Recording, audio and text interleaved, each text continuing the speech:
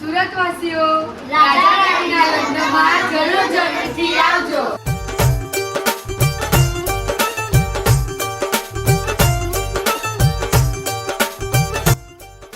અને અમારા ઘનશ્વા ગ્રુપ દ્વારા આ ઢીંગલા ઢીંગલીના લગ્નનું આયોજન કરવામાં આવ્યું છે.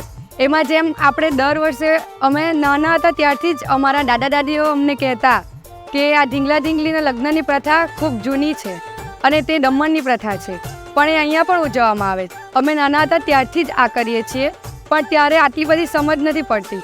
હવે શું આ બધા હમણાંના મોડર્ન લગ્ન જોઈને હવે ખબર પડતી થઈ, તો અમે 5 દિવસ પહેલાંનું જ વેડિંગ શૂટ ચાલુ કર્યું હતું અને એમને 5 દિવસ કપડાં બદલાવ્યા, અલગ અલગ કપડામાં એમના ફોટોશૂટ કર્યા, 5 days to go, 3 days to go, એ રીતે. અને પછી કાલે જ સાંજે અમે હલ્દી કરી. એમાં એ મામાના ઘરેથી લઈને આવે છે અને મામા મામી આ બાસ્કેટ લઈને વરવધુને હલ્દી લગાવે છે.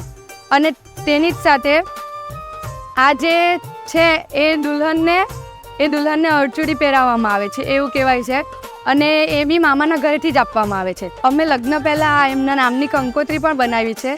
આ વર્ષે એમનું નામ રાજા અને રાની રાખ્યું છે. એ જ રીતે અમે દર વર્ષે એમના અલગ અલગ નામ રાખીએ છીએ.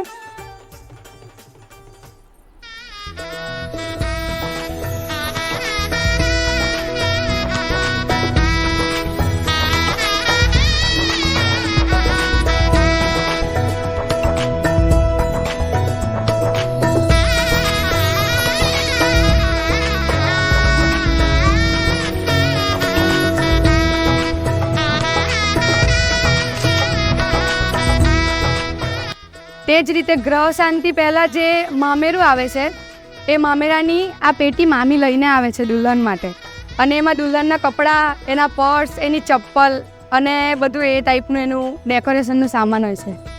અને આ છે ને એ જાનમાં જ્યારે જાન જાય છે વરઘોડો ત્યારે એમાં માથા પર લેવાતી પેટી છે એ દુલ્હાની ભાભી દ્વારા આ પેટી લેવામાં આવે છે, અને તે એમાં પણ દુલ્હનનું શ્રૃંગારનું સામાન જ હોય છે.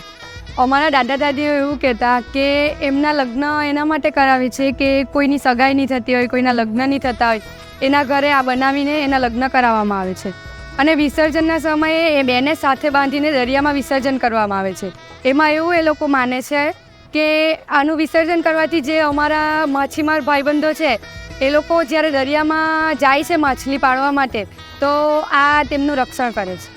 લગભગ 2 અઠવાડિયાથી કે એવું અમે આ કાર્યક્રમની શરૂઆત કરી હતી, કારણ કે આ મૂર્તિ અમે જાતે જ બનાવી છે ઢીંગલા ઢીંગલીની, અને પીઓપી, મોલ્ડિંગ ક્લે અને લાકડામાંથી ઘરની જ વસ્તુ યુઝ કરીને બનાવી છે.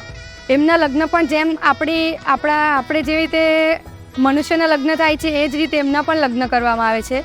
એમના લગ્નમાં પણ બધી જ વિધિ કરવામાં આવે છે, હલ્દી, મહેંદી એ અમે બધી જ કરી છે. અને ડીજે, પછી ગ્રહ શાંતિ, મામેરું અને છેલ્લે વરઘોડો કાઢીને એમના લગ્ન કરાવવામાં આવે છે. એમાં સિંદૂર, વરમાળા, 7 ફેરા બધું પૂરું કરીને છેલ્લે એમનું વિસર્જન કરવામાં આવે છે. એમનો વરઘોડો અમે જે દુલ્હો બનાવેલો હોય છે ઢીંગલો, એનો વરઘોડો છે ને એનું જે ઘર હોય ત્યાંથી કાઢવામાં આવે છે.